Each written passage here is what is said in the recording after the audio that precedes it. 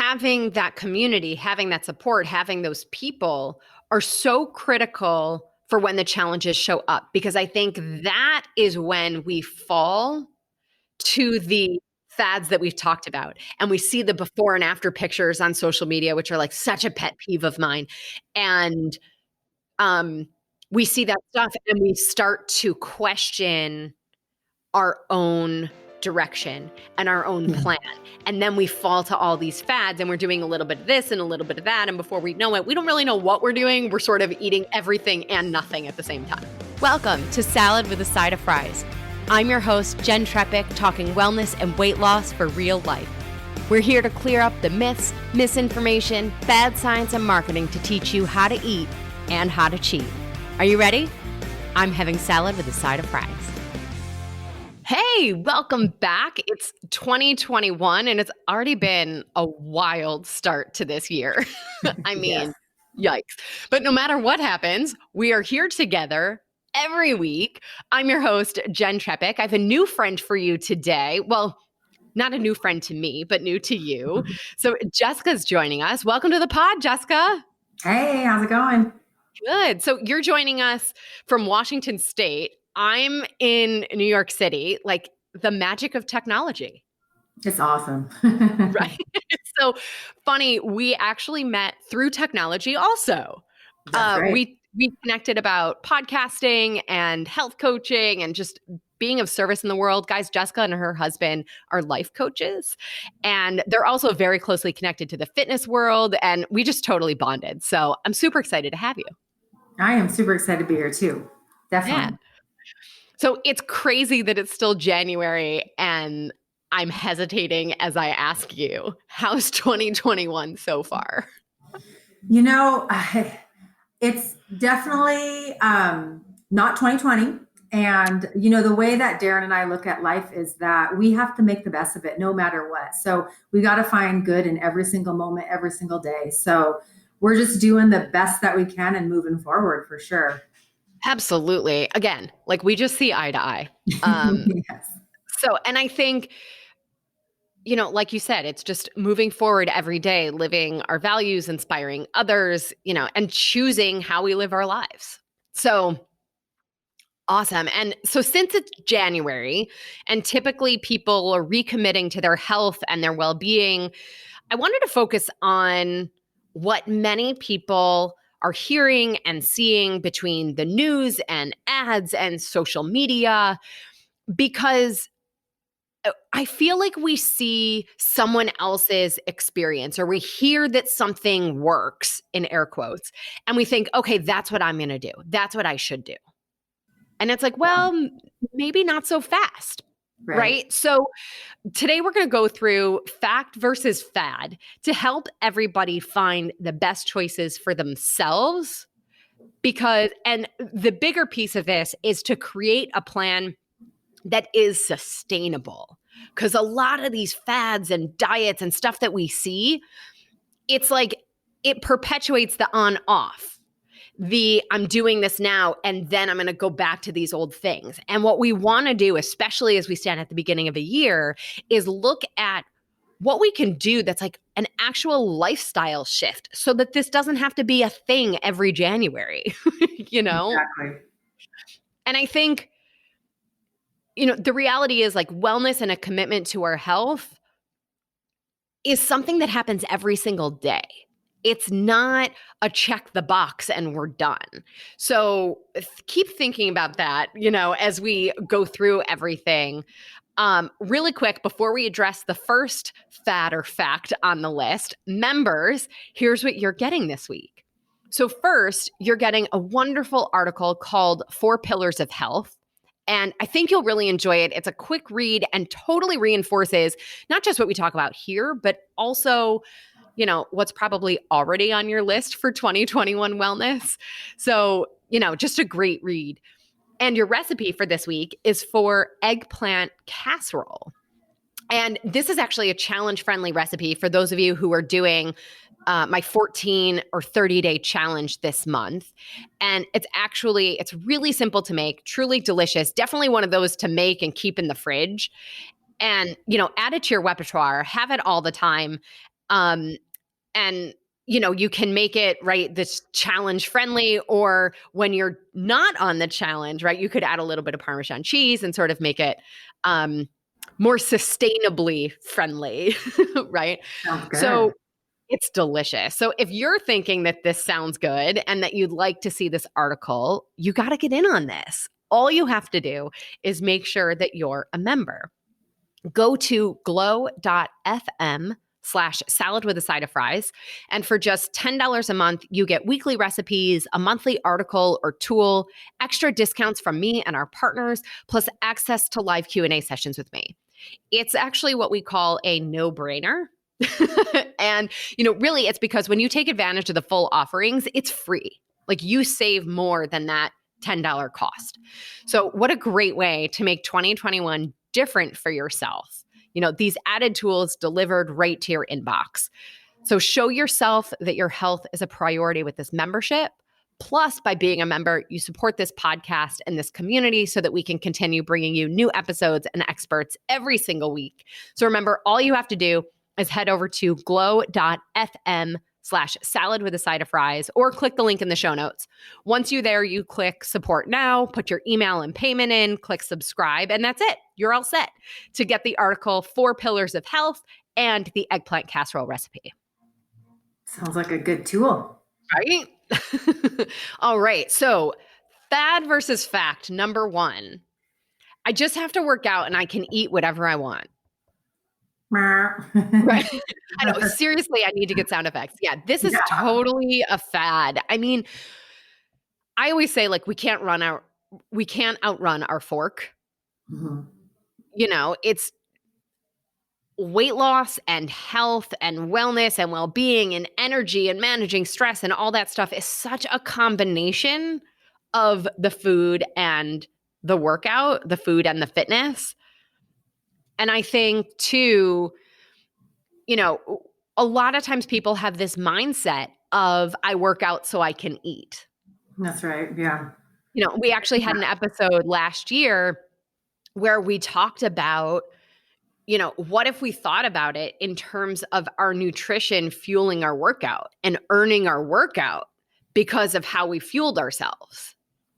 Yeah. I notice a lot of people want to reward themselves for a great workout. My husband and I do Spartan races and long distance running.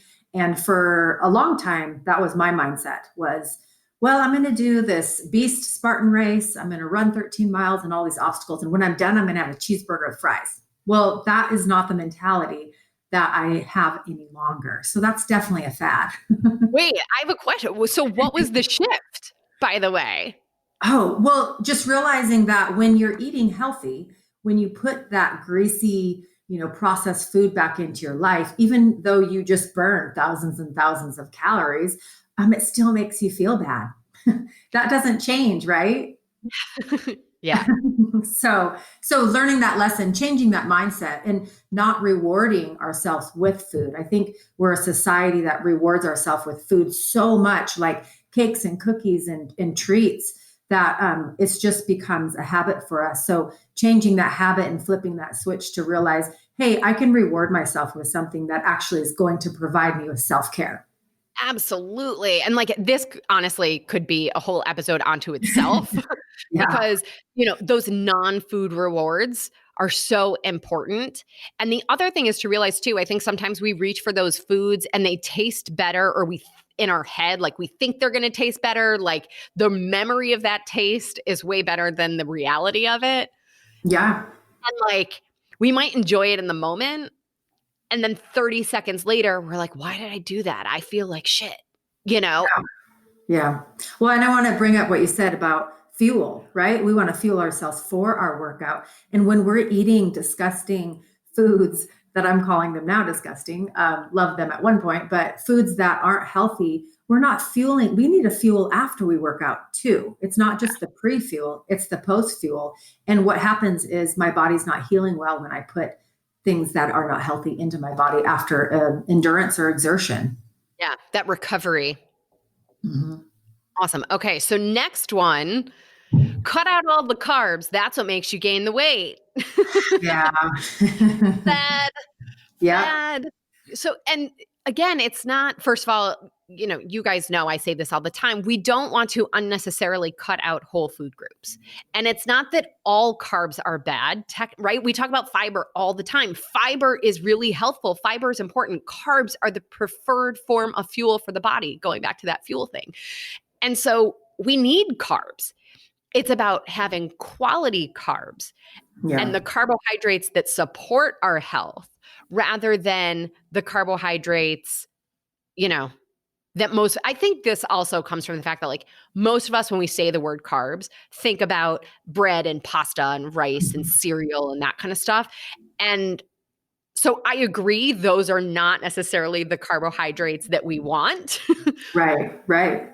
But technically, we want to be careful, again, with our language there, even in how we talk to ourselves about it, because cutting out those food groups or saying we're cutting out all carbs, it's not for forever. It's not sustainable. It's not healthful. And it just sort of perpetuates I'm doing something for a finite period of time.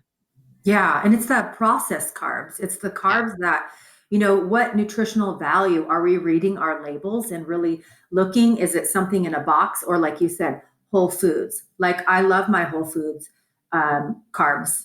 They help me sustain my energy, my fuel for my long workouts. I have to have those. It's inevitable when I'm out there running 31 miles that I need to be able to actually replenish with some carbs. So. Exactly. And meanwhile, I'm like stopped dead in my tracks because you're like, casually, I've run 31 miles. Like NBD, no big deal. Like well, it was definitely a challenge for sure. And I've only done it once, but our next goal is 50 miles. So I've got to get that nutrition down or that's not sustainable. That's not a good goal. Absolutely. All right. We ready for the next one? Ready. Eating dessert every day is a no-no. So I'm calling this one fad and fact because I think it depends on what your dessert is. Right. What are you defining it as? Is it fruit? Is it a nice, sorbet that you're making at the end of the evening? Or is it chocolate cake and cookies and that kind of stuff? So, yeah, I have to tell you, so they have dark chocolate chips now. And one of my favorite go-to desserts now is sliced strawberries with a little bit of natural peanut butter and a couple of those dark chocolate chips. That sounds right up our alley. Right? Like, and you could have that multiple times a week. You could have a little bit of that every day. And, that's not a no-no. So it's more about what you're choosing for dessert. Yeah, we do the same thing. We have frozen fruit. We warm it up a little bit, put some almond butter, and if we have something like that. But there's a cacao. You can get like cacao, but it's mixed with something that's better than by itself for sure with flavor. Exactly. Yeah.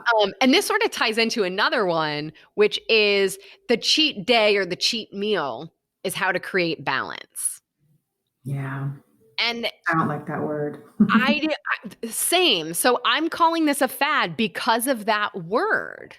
Because I think, and again, there's a whole episode about how to cheat where we talk about like the way to cheat is to remove that word from our vocabulary and decide that everything is a part of the plan.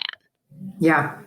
Like I often describe it to like that we live in this place of like a pendulum swinging, right? And if one extreme is black and one extreme is white, our objective is to keep the pendulum in the gray area in the middle, kind of back and forth. And so those more indulgent choices, as long as we keep it reasonable and on occasion and continue to return to our healthful choices, that's the gray area. That's the pendulum swinging in that middle space. That's the balance. Yeah. Well, and creating that balance too is, like you said, is taking that language out of our vocabulary. I'm not cheating. I don't like that word. I am not bad, and nor is my food. Because food rocks. I mean, food is there to sustain our healthy being. And food actually, when you define food in the dictionary, it's nutritious value food that we're putting in our body. So let's actually eat food. let's eat the nutritious food. And when we say we're cheating, that's that mindset, right? It makes us look bad. I work with a lot of clients when I'm doing wellness coaching that beat themselves up for having a bite of something that they said is bad. Mm-hmm. Or, so it's that mindset. So what I try to undo is saying, hey, let's think of food as wonderful and amazing and stop calling it bad and just say, I made that choice. I gave myself permission to have that bite and move on. Because if you don't, you're going to dwell on it. Right. And I think the other thing that happens with the cheat day and the cheat meal is that the rest of the week becomes this either build up toward that one thing or punishment because of that one thing that already happened. Yeah. And that cheat day can be a huge binge too. Like, Yeah. the cheat day. Wow. I used to have a cheat day. Like these are all things that I used to do, which is awesome to talk about these, but the cheat day became breakfast, lunch, and dinner, And so the way I got rid of that is I would narrow that down to say, this is a meal that I'm allowed to just have what I would like to have. And then after that, I was able to just decide, hey, if I want to make this sustainable, I'm going to give my self permission to enjoy myself certain times and be okay with it, and then get right back into it 1 second later, 1 moment later. Exactly. And I even saw for myself when I was really in the heart of my journey, although I hate that word, my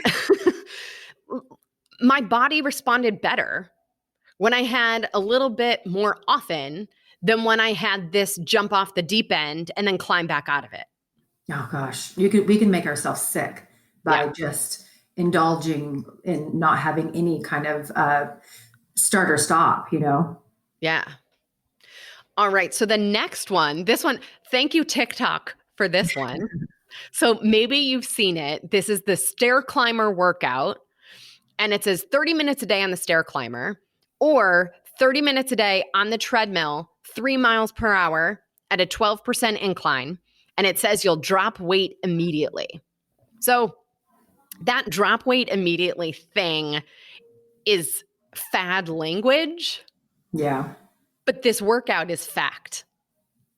So, and the reason why it's such an effective workout is because you're getting cardio and strength together. It's very efficient. It pushes the body, right? Challenge changes the body. Resistance changes the body. And that's what you're giving yourself with the Stairmaster, the stair climber, and the treadmill at a slower speed and an incline. You're walking. That's challenging the body. It's not the same as walking when it's flat.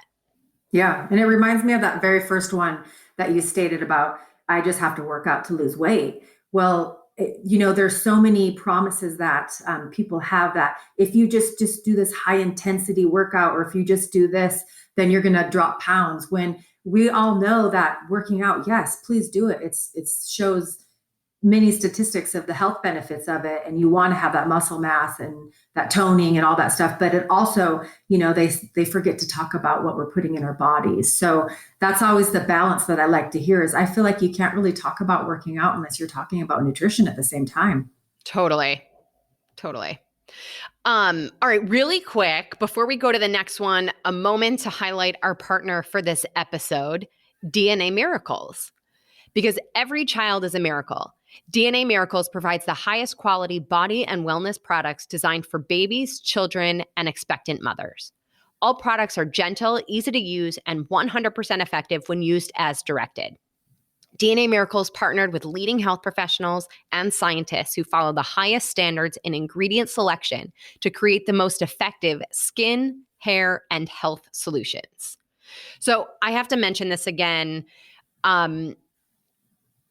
The lutein, so we are all spending way too much time in front of screens.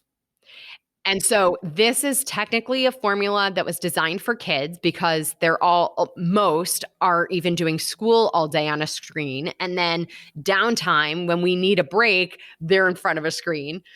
So this was designed for kids, but we could all be taking it. And it is the DNA Miracles Isotonics Vision formula. So it supports healthy vision, supporting healthy eye tissue and circulation. It supports night vision. It promotes healthy macular density and may assist in easing eye strain. So, yes, please. Right? I'm going to have to say yes, please to that too. Yes. I look at the screen all day. Exactly. And so the key ingredients are bilberry extract, carrot extract, and a clinically studied ingredient called Floraglow lutein. So it's the other piece to all of this is the formulation and the delivery is the closest thing to IV nutrition that you can get without going to the doctor and getting hooked up to a needle. So all of us are on screen overload. I highly recommend this. Give it a shot. And we have a discount for you. So, as they say, you work hard and DNA Miracles is here to lend a hand. Our products are the highest quality body and wellness solutions specially formulated for your little miracle and you. So, to get 10% off, text the word miracles, MIRACLES, to 844 947 4846. You'll receive the link and coupon code right to your phone. Again, simply text the word miracles to 844 947 4846. This is a toll-free number. Standard text and data rates may apply. By the way, you guys, I have all of our partners go through this same phone number, so it keeps it easy for you. So you could even save this number in your phone, and then it makes it easy to just text for which links you want. All right. So back to our fads and facts. Number 9 on this list is you must break plateaus. They are a problem. And I don't know that this is like such a fad, but it is a fad in terms of that's not fact. And I think we see, people talking about all the time, like you don't want to stagnate, you don't want to sit still kind of a thing. And again, like we talked about plateaus in a whole episode, but they're a great thing. They're not a problem. Like that's our body adjusting. That's our body coming back to, even and saying, okay, here's my new home base. Like, let me just get comfortable here and figure out what this is like. I think, our body tends to plateau before it's ready for the next push. Mm-hmm. Yeah. So I think if we can look at plateaus not as a problem, but again, like the cheating as part of the plan and part of the process and a great sign of our progress, then again, we're much healthier. And I think people have a misconception of what a plateau might be. A plateau is not a week that you don't lose weight or that you don't see some kind of change in your body because, again, we're the society that we want these quick fixes. So a plateau, I believe is 4 weeks of, not any change at all. So we just have to be mindful of that and how we're defining these terms. Yeah. So, and just to piggyback on that, so it's 4 weeks of the scale not moving, your measuring tape measurements not moving, your body fat percent not moving. So all 3 have to stay exactly the same for 4 weeks. And a lot of times, you're exactly right. A lot of times, like the changes aren't showing up on the scale. But if we do our tape measurements or we look at our body fat percentage, things are shifting. Mm-hmm. Or our clothes are fitting differently. I hear that a lot. It's like my shirt, my shirt's buttoning up with no gap, that gap we get sometimes. Or, my pants aren't so tight and my muffin top isn't, so big. And so we see those things before we see a lot of that scale movement, which I think we rely on that scale so much. Yeah. And by the way, that's a fad. The scale as a barometer, fad. That's right. That's right. Okay. I'm going to go vegan. I'll automatically lose weight and be healthier. So this is as seen on TikTok. And this is another one where I'm putting in the fad and fact because I think, so to say you're vegan tells me more about what you're not eating than what you are. And what makes a difference to our health is what we are eating. So you could be vegan and eat chips and cookies and crackers and rice and pasta every meal of the day. That doesn't inherently make you healthier or lose weight. But going plant-based, right? Focusing on getting our vegetables and our fruits and looking at, alternative protein sources so that we're getting a bigger range of nutrition and from a bigger range of sources, yes, that certainly improves our health and therefore our metabolic health and our weight and all of those kinds of things. So this is like, I don't know, fad and fact. Yeah. Well, and I'm all for increasing vegetables. I think that is something that we all, could do better. That's why we have supplementation sometimes, right? Because we can't get all those, all that fiber in and all the daily recommendations that we have. And so totally for adding more vegetables into your life. I mean, I love that. I love the visual of the plate, right? Where it's like, okay, most of my plate is full of vegetables and then the rest is the rest of the plate. And I want to see that when I'm a beautiful, colorful plate of vegetables. And so the other part of that too is saying, I'm going to go vegan and I'm going to lose weight automatically. I mean, that might be best for your body, your gut, at the same time as it doesn't mean just because, like you said, you go vegan, that you're going to lose weight. And I think people really, really, really need to, and I'm going to step on the platform soapbox here, but they really need to figure out what's best for them. Like you said in the beginning, there is no cookie cutter, just because it worked for someone else. Awesome. Take what you can get from it, understand your body and go with what's best for you. And so if being a vegan is best for you, awesome. If it's not, and you're not getting the nutrients you need and you might be deficient in areas, then maybe you need to make other choices or look into that supplementation. Absolutely. And, it's so interesting because vegan, and this actually goes to another one of like the gluten-free thing. Like, I think gluten-free became a fad. I think we all tend to like jump on these bandwagons without the full scope of information and without really thinking about what we're doing, and putting it in perspective, like going vegan, meaning that we're cutting out animal sources of food. Well, what is there? And how are we filling our plate? And how are we still getting proper nutrition? Because a lot of times when we make these changes, yes, we lose weight, the scale goes down, but we're not often getting proper, well-rounded nutrition. So when we're losing that weight and the scale is going down, we're losing it as water and muscle, right, rather than losing fat or removing fat. And so it's actually counterproductive. So agreed, all for plant-based, plant-forward, all the vegetables in the world, and thinking about what that means for you.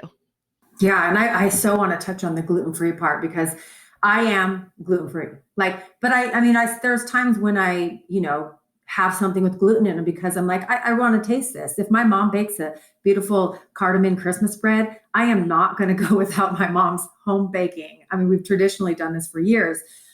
Sometimes, I pay a little bit of a price, but I just have a small amount. But the thing with gluten-free that I realized when I did this a long time ago, it was for my gut, it was for my body, it was for my skin.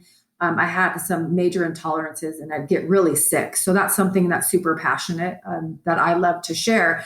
But at the same time, is what I realized is when the whole gluten-free thing came out, it was like, there wasn't a lot of gluten-free options. And then all of a sudden the market got flooded with all of these gluten-free options that were processed foods. I mean, look at the ingredients and read the label. And I got caught up in that too, where I was like, oh my gosh, I can have this now. Oh my gosh, I can have this now. And that's the thing is like, if you're gluten-free, still fill your plate with vegetables, still eat whole foods. I mean, just because it's gluten-free does not mean it's healthy. And I've heard many people say that. A lot of times it's higher in sugar if you're eating the boxed stuff, and it doesn't have the nutrients that we need to sustain that healthy lifestyle that we're working so hard to attain. Exactly. 1,000%. And so that actually leads us into the next one, because I saw this on social media recently, which was everyone gets bloated. Bloating is normal. And that is totally a fad. Like, just because everyone experiences something doesn't make it normal. That tells me that especially the American diet, right? The SAD, the MAD, all that stuff. It's not working for us as a society. The processed foods, the chemicals, the hormones that are being put into the food. I think people, if we just pay attention to that, we decrease our sugar and stop eating such processed foods, we can make such a huge impact on our health. Yeah. And it's one of those things where, so if you're experiencing bloating, right, it is an indication of some sort of allergy or intolerance or something did not agree with your system, right? Or maybe a couple things you had together did not agree. And that can sometimes be not from today, not from yesterday, but sometimes even 3 days ago. And so it requires an exploration, Yeah. to dig into it. And I think this actually, the idea of normalizing these symptoms is a piece of Western medicine, right? So, Yeah. Western medicine, we are compared to each other. Okay. Eastern medicine, we are compared to biology and how the body is designed to function.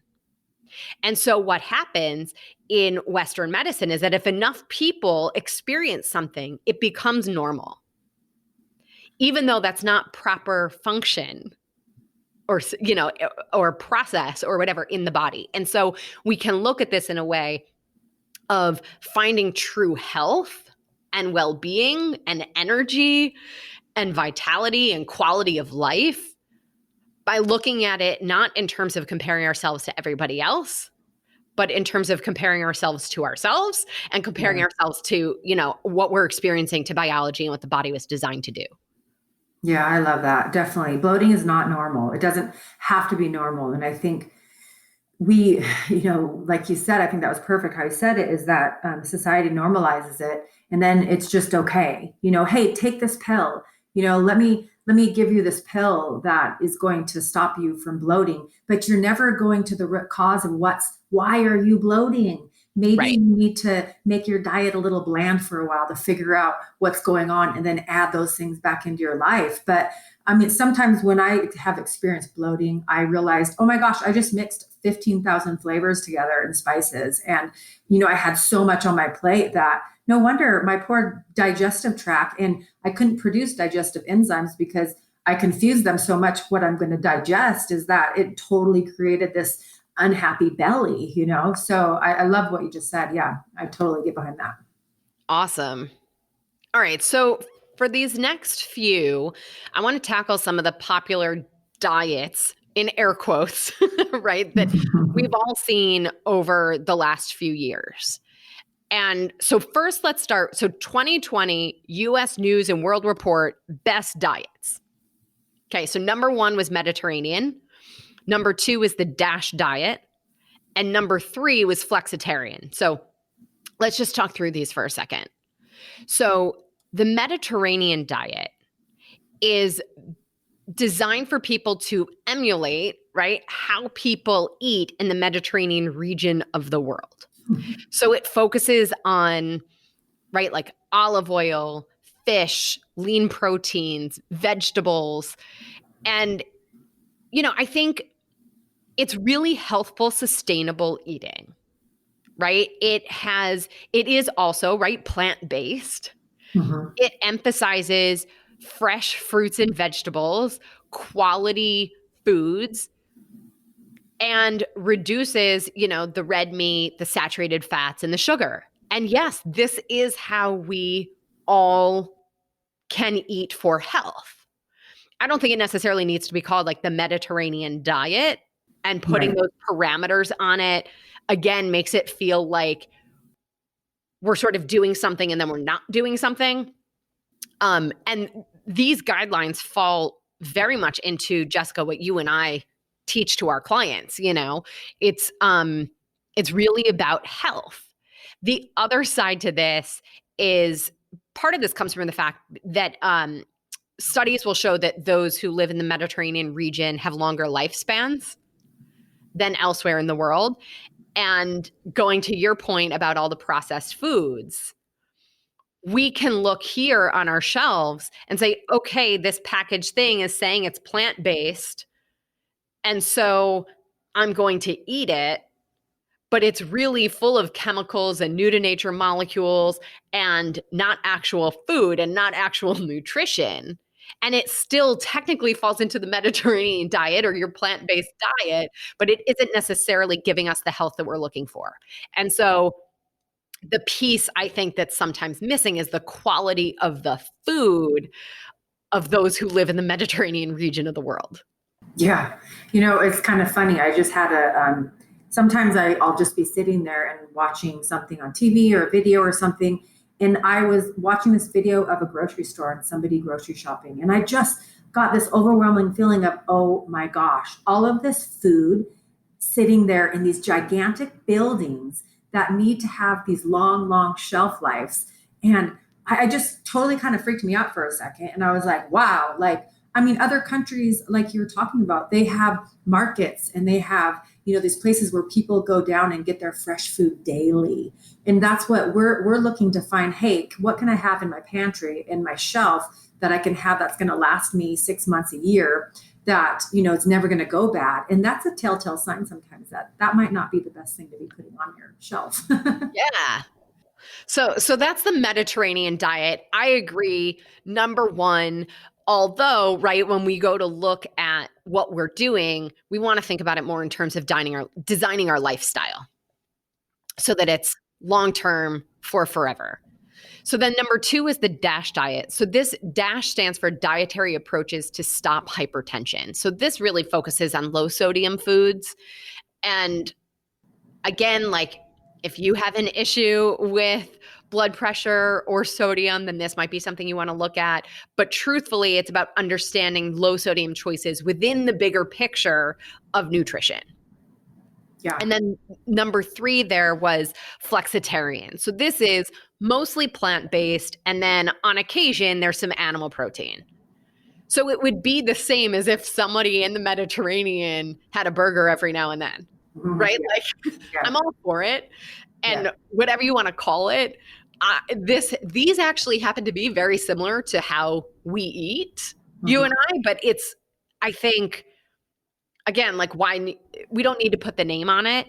And then the other side of that is within these frameworks, there's a whole lot of self-discovery that has to happen, because just because something, like going back to the bloating thing or the food sensitivities or allergies or intolerances, like just because something is technically falls under the parameters of even the way we talk about it, something might be low glycemic and a healthful choice, it may not agree with you.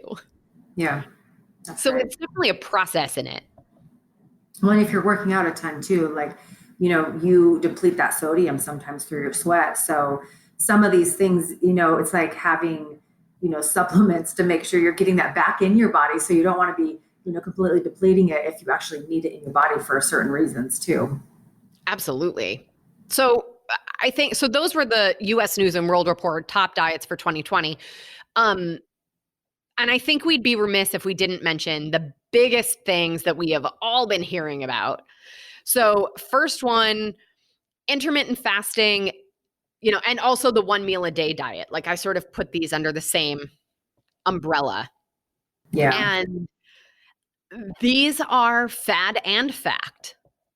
I think there's a foundation of fact in them. They were originally designed for specific health conditions and to help people with in certain situations. And then the world took a soundbite and it turned into a fad. Yeah. I think that's inevitable, kind of when things come out and people see that they're working in large quantities, then people want to apply them to their life. Intermittent fasting is something that I adore. But the thing is that naturally we should probably be having a 12-hour window that we don't eat, period. When you go to bed at night and when you wake up in the morning. Exactly. I mean, if you think of our grandparents and their parents and their grandparents, they didn't eat like we did. They ate smaller portions. They actually didn't feel like when they immediately woke up, they had to eat, and they ate till all hours of the night snacking. So to me, a baseline of intermittent fasting would be having that 12-hour window and then increasing it as needed. And the benefits that I've seen of intermittent fasting is that when you're healing your gut, when you're having gut issues and you're healing your gut, sometimes you need a little more time to heal your gut and help your food. If you're having issues with digestion, that's something that is beneficial, but it has become a fad. Just like, you're talking about keto or even paleo, those kind of things become fad because people hear weight loss. Weight loss, that's what's in their head, right? Somebody lost weight on this, so therefore I'm going to do it. Well, is it best for you though? I mean, is it something that you should be actually doing for your own body and your own health? Yeah. And it's also, again, intermittent fasting tells us about when you are not eating. I am more concerned about what you're eating when you are eating. Is your Right. body getting everything it needs? Are you expecting your body to function properly on empty? Because if you tried to run your car without gas, it wouldn't go. Exactly. So are we giving our body the nutritional building blocks it needs to do what it needs to do? And yes, proper fasting is dinner to breakfast. The first meal of the day is break fast. I love it. Right? Yeah. Yeah. And so that also ties in with the 1 meal a day diet. Like eating 1 meal a day does not inherently mean anything. Mm-hmm. Sorry, by the way, going back to intermittent fasting, because this just occurred to me, if you're having another time when this can be really helpful is if you are having terrible sleep issues. It can be beneficial to then align your nutrition or your eating hours with daylight hours to reset your circadian rhythm, going back to what our ancestors did, right? Like Exactly. if it was dark, they were sleeping. Exactly. So yeah. I do want to add something else to that too. Is that I hear a lot of people, they're like intermittent fasting. And like you said, it's about what you're eating when you are eating. It's that eating window.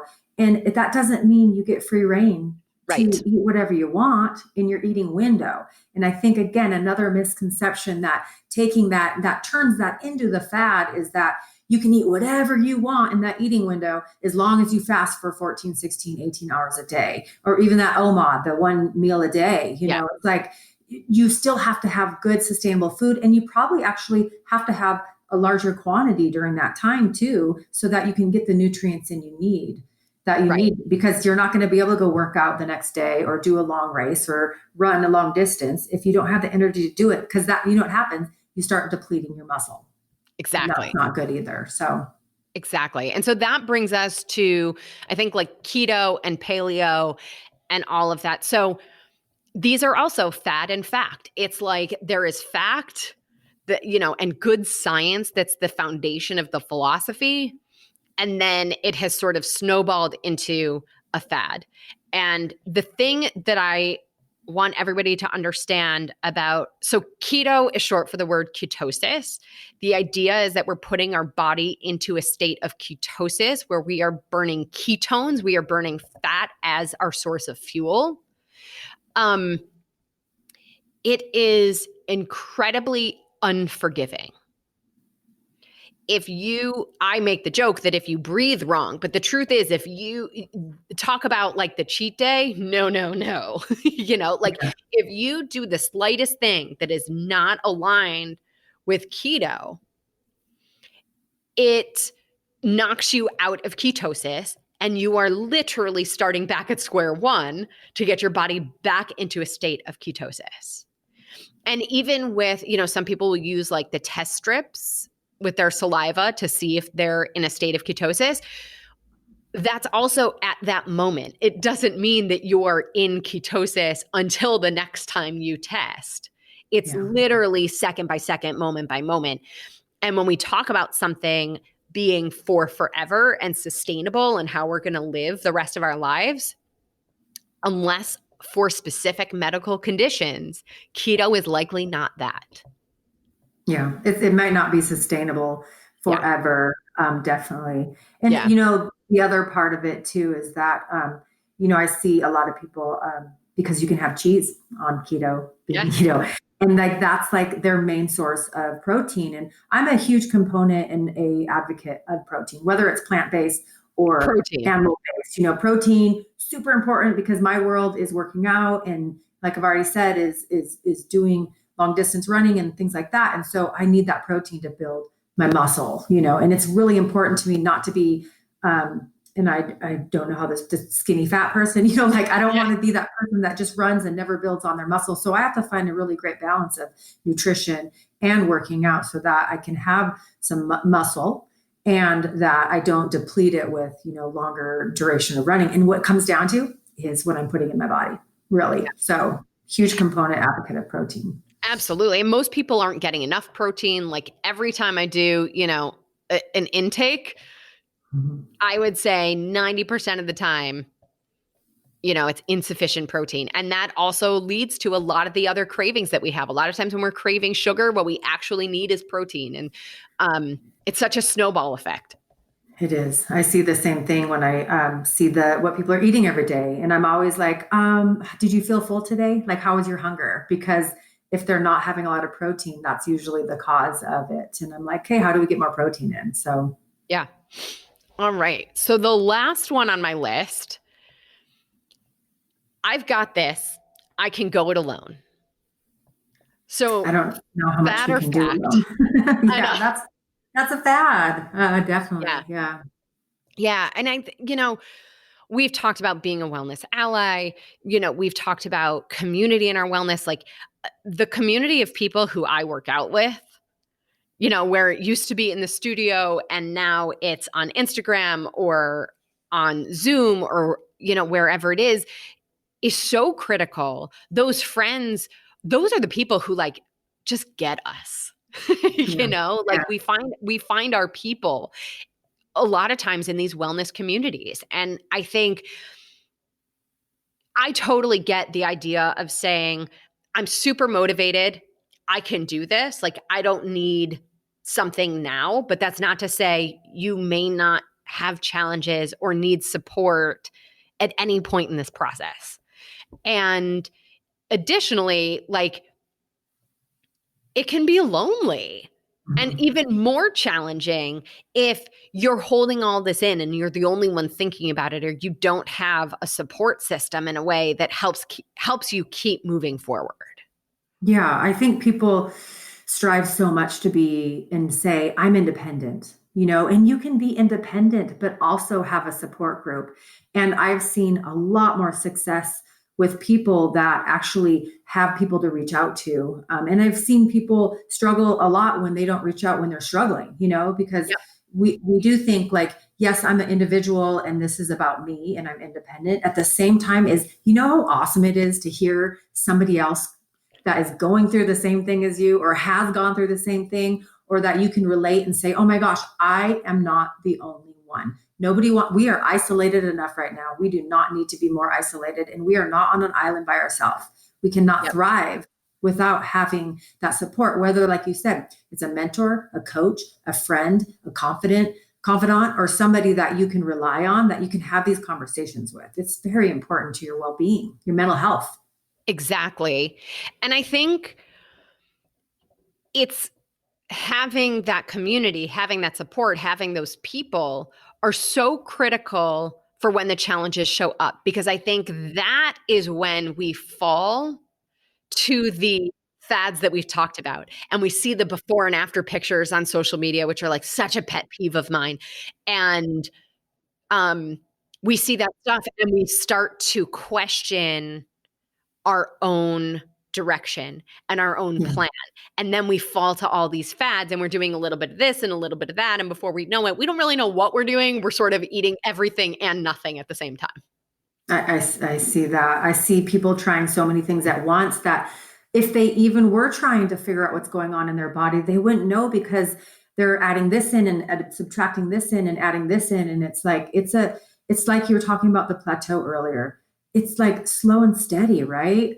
Like making sure that, we're figuring out what's going on in our body and that we're being that subject matter expert of our own self and trusting that we know it's best, but not compiling 50,000 things on at once. It's like, your habits. You can't start 50 habits at once and think you're going to be successful with all of them. Absolutely. And then my brain just went to another one. Did we do this? I might just be, blacking out. Did we talk about if I listen to my body, I'll lose control and gain weight? No, I don't think so. Oh, okay. So we're going to do this one before. it goes to, I think a lot of this comes out of what's turned into a fad of intuitive eating. And the truth is, I can appreciate the feeling that if we don't have guidelines, if we don't have a plan, and the plan is just to listen to our body, there's a fear of going out of control. I've been there, you Yeah. know? And what I've learned is that what actually is happening in those situations is that we have to learn what it means to actually listen to our body. And to say we're listening to our body, it's also learning to differentiate between our hunger, like physical stomach hunger, and mental and emotional hunger, and stress hunger, and all of these other things. So listening to our body and figuring out what hunger and satiety actually feel like is incredible and an absolute 1,000% a piece of this process and tools to have in your tool belt. And so, no, it doesn't mean that if you listen to your body, you'll lose control and gain weight, but it does mean that there's a greater commitment to figuring out what that means and what that feels like.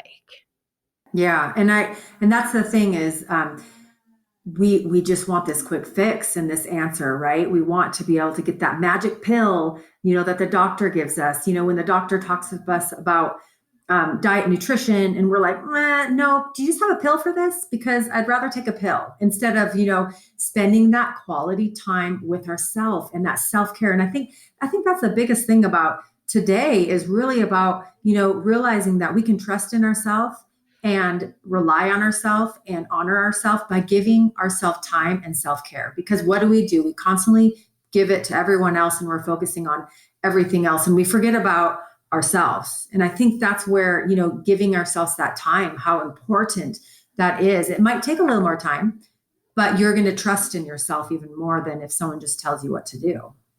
Absolutely. So that was everything on my list. Any other fads or facts? No, I think you captured a large amount of them. I think people are going to really enjoy those. Good. And here's the thing, guys, again, it's not about adopting every single thing we talked about.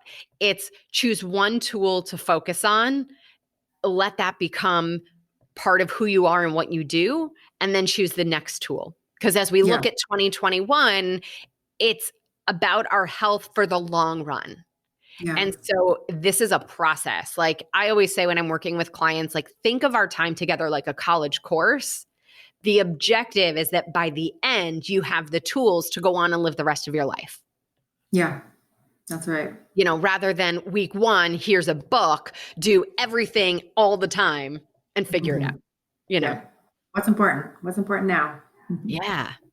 All right. So that means it's time for our nutrition nugget. Are you ready? I am ready. This week, we're talking about pickles. Yes. Ooh, Pickles. I know. I So know lots of people like that. I know. And this question recently came from a new client asking, are pickles okay? Right? Or can I have pickles? And so to understand where pickles fall into our nutrition, we got to break it down a little bit. So starting with what is a pickle? A pickle is actually a cucumber that has been pickled or fermented over time, typically in a brine, right? Like a vinegar-based or acidic solution. And they can be soured with a process called lacto-fermentation. So more of like a milk sugar-based fermentation. So thinking about pickles actually as a vegetable, right? Yeah. Because it's a cucumber, they are low glycemic. They give us water, not really much protein, little to no fat, but there are, quite a few vitamins like A, K, calcium, potassium. And typically with vegetables, we talk a lot about fiber. And yes, pickles have fiber, but remember when we eat pickles, our serving size tends to be smaller. And by that token, it's actually relatively small amount of fiber, like less than 1 gram of fiber. So just realizing all of this. The catch, though, even though it's a vegetable, right? And this is what many of us know about, and this is why pickles become a question, and that's the sodium. So The upper limit recommended per day for consumption is about a teaspoon of salt per day. And think about this, like across the whole day and every single thing we eat, 1 teaspoon, which is about 2,300 milligrams of sodium, which sounds like a lot.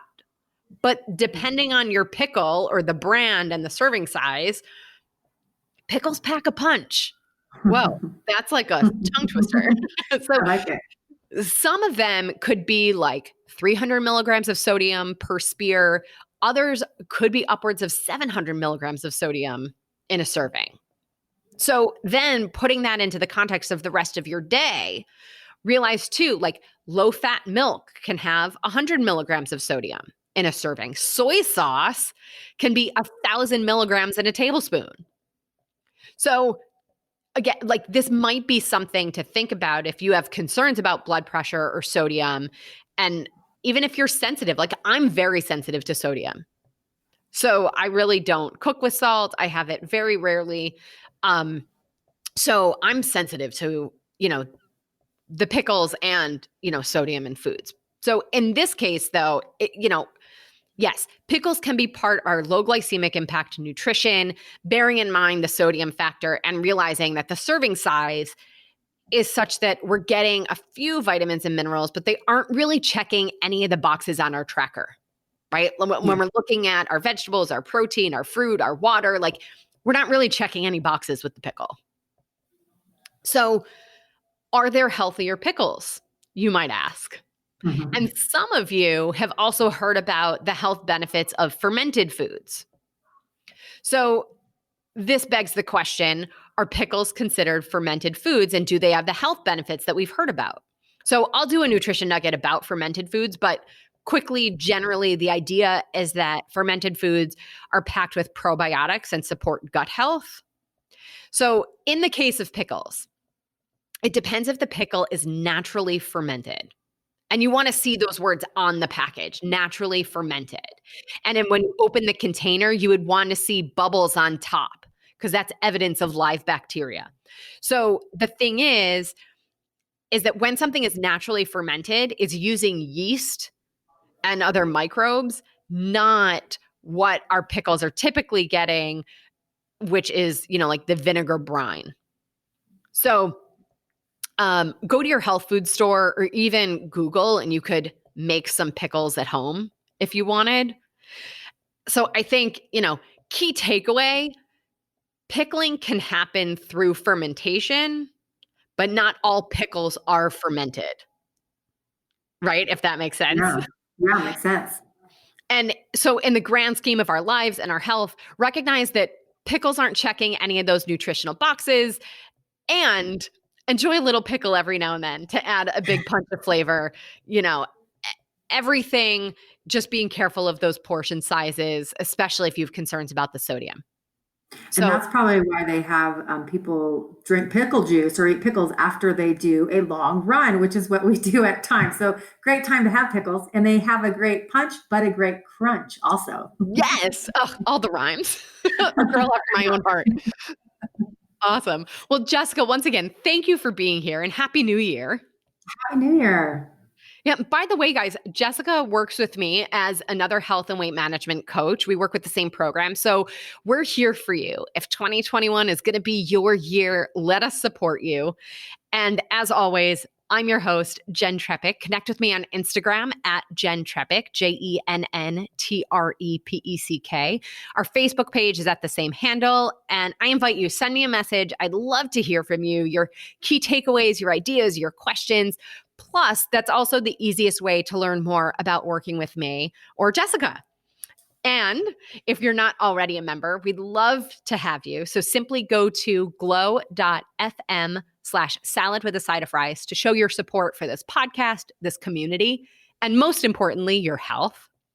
You'll get this week's recipe for the eggplant casserole, which is a challenge-friendly recipe for those of you doing the 14 or 30-day challenges, and the article, 4 Pillars of Health. So to put a bow on it for today, you are smarter than the fads and the marketing and the social media. Focus on creating a healthful lifestyle with a commitment to exploration and self-discovery, and let's do this together. So we will see you right here next week. Well, friends, that's it for today's episode of Salad with a Side of Fries. Congratulations for making yourself and your health a priority. Thanks so much for joining us. Be sure to click subscribe or follow on your favorite podcast platform. Share us with a friend, and we'll be back next week. Always remember, you deserve it, and you are worth it. Happy healthy.